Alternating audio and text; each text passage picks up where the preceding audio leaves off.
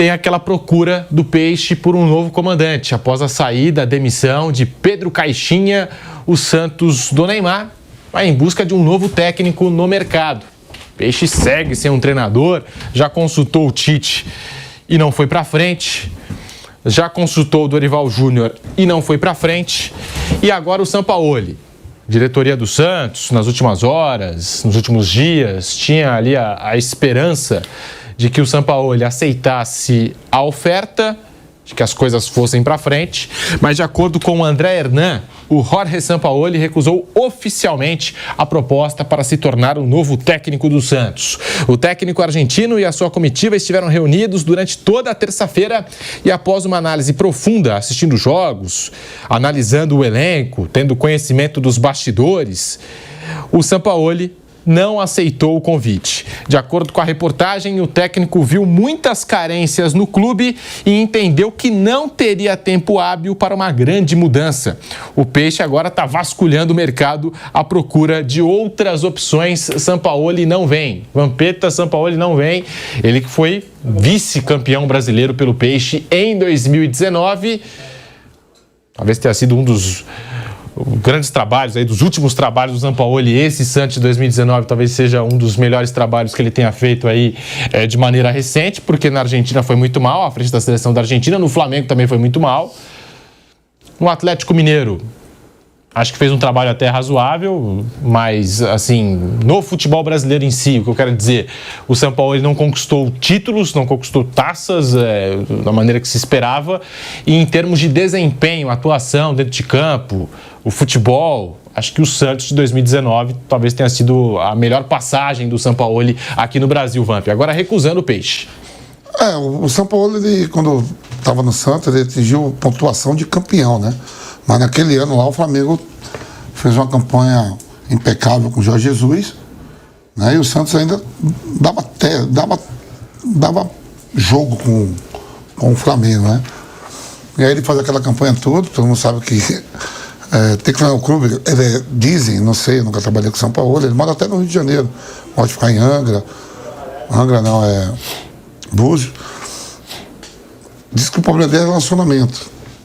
Estava vendo que ele acompanha o dia a dia do futebol brasileiro, acompanha a equipe do Santos também. Se não me engano, ele foi campeão também mineiro, né? O único título que ele tem é o Campeonato Mineiro, se não me engano. E aí, o presidente, quando ganha a eleição, o Marcelo disse que a primeira opção dele foi, ele pensou sempre no São Paulo, mas aí não governa sozinho. A sua diretoria falou, não, São Paulo não. Né? Agora não vem, vamos ver quem será o treinador do Santos. Diz que o Tite também não topou, o Dorival falou que não trabalha mais esse ano. E aí tá essa interrogação no mercado para ver quem o Santos vai trazer. O Santos estava interessado no treinador do Grêmio. Antes de ele ir pro Grêmio lá, foi campeão com o Vélez, o argentino, o boliviano. Aí vai lá, tenta buscar agora. Fala pro Grêmio, o Grêmio era interessado no Caixinha, fala, Caixinha, vai pro Grêmio e já mandou embora. Faz uma troca para ver. Porque também não tem tantas opções assim não, né? O Fernando Diniz, por ser amigo do Neymar, foi treinador do Neymar, não sei o que, na seleção. Mas não vamos esquecer que o Diniz também foi do Santos e não ficou, acho que ficou 27 jogos. Sim. Então, quem tá no mercado? Lá em 2021. Santos que troca de Carille para Fernando Diniz. Duas ideias completamente diferentes de jogo, de proposta. Eu não sei se é 17 ou 27. É mais ou menos isso e é demitido. Então vamos ver aí quem vai ser o treinador do Santos. Sampaio provavelmente deve estar dirigindo o time nessa rodada. São Paulo não topou. Interrogação, né, Pedro?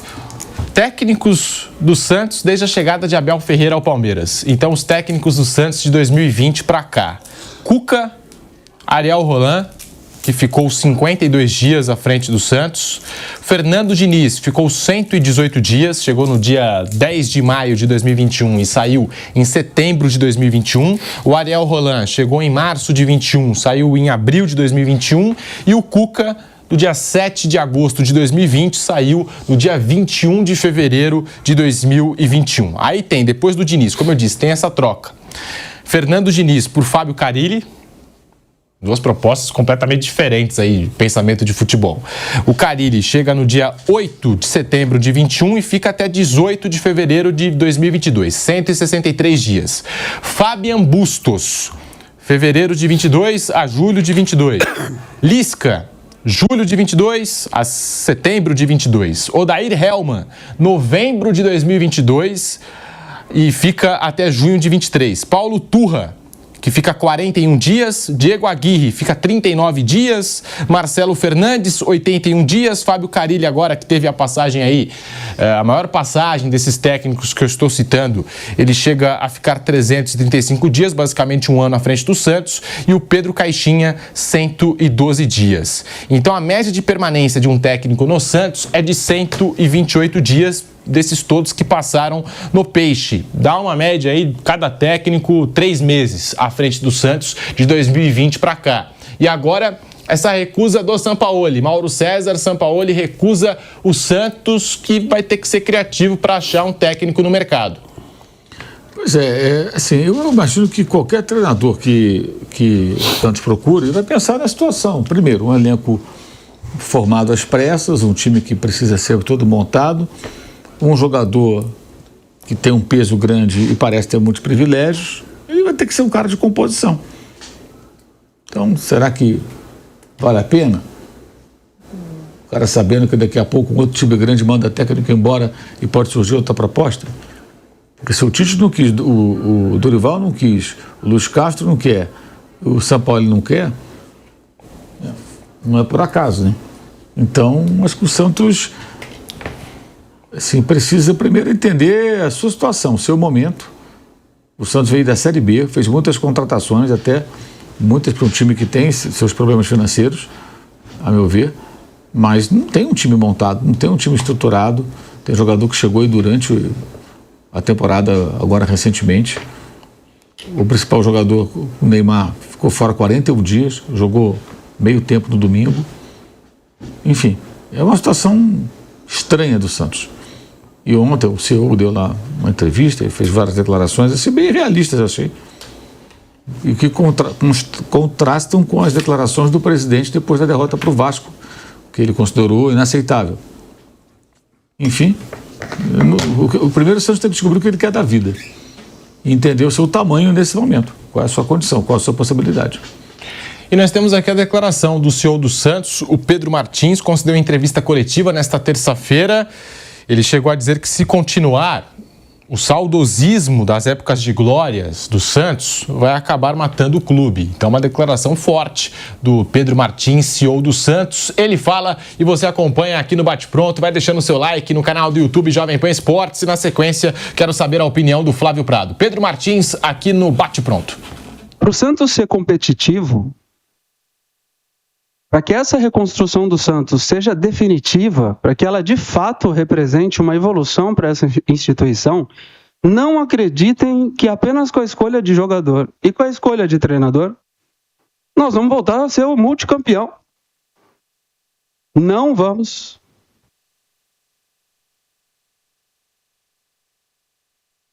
Quando eu chego no Santos, eu me assusto com a compreensão interna. Esse clube parou no tempo e a gente tinha a compreensão de que depois do acesso as coisas iam voltar ao normal.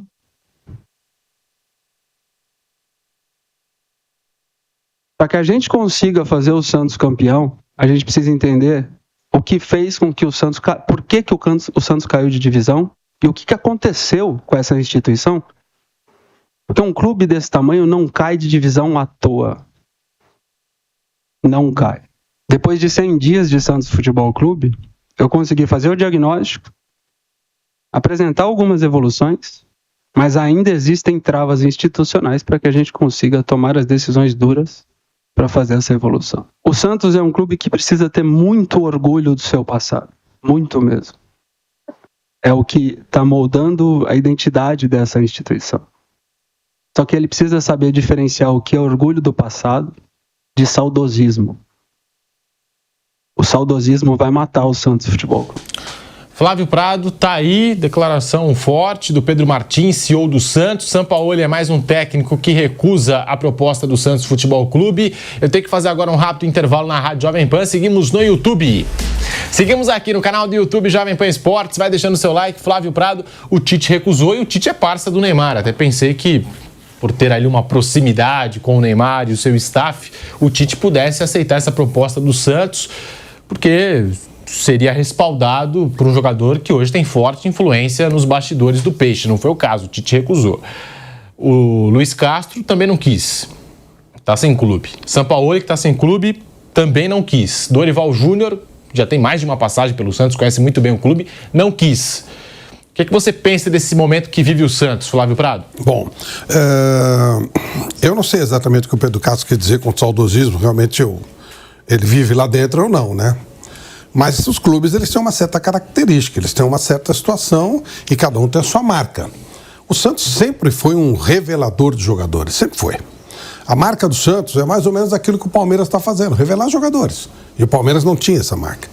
O Santos, pela facilidade, pela maneira como eles conseguem captar jogador, ali na praia, molecada jogando bola o dia inteiro e tal, que é muito legal. O Santos sempre foi um captador de jogadores. E também, até por estar fora da cidade, né, da capital, o Santos tem dificuldade de ter o dinheiro que os times daqui têm.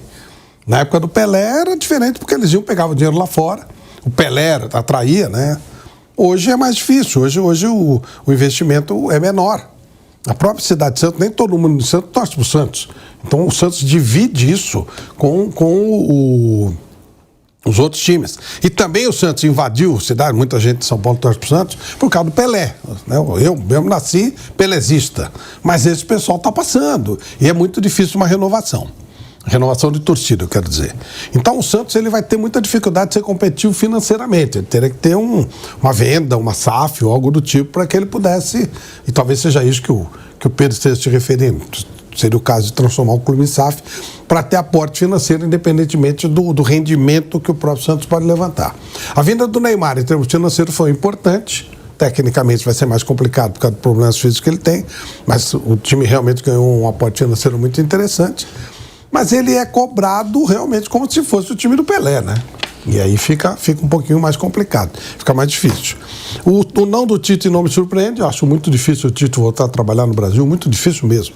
Ele ficou muito assustado, entre aspas, com as reações lá no Flamengo. Ele não imaginou que fosse num nível assim. Ele ficou, talvez por ter ficado 2 anos, 2 temporadas, 8 anos na seleção, ele perdeu o costume, né, daquela coisa, daquela pressão. Ficou meio assim, falou, pô, nossa, uma coisa de maluco, né? Não sei que nível chegou de pressão chegar na família e tal, mas a verdade é que ele ficou um tanto assustado.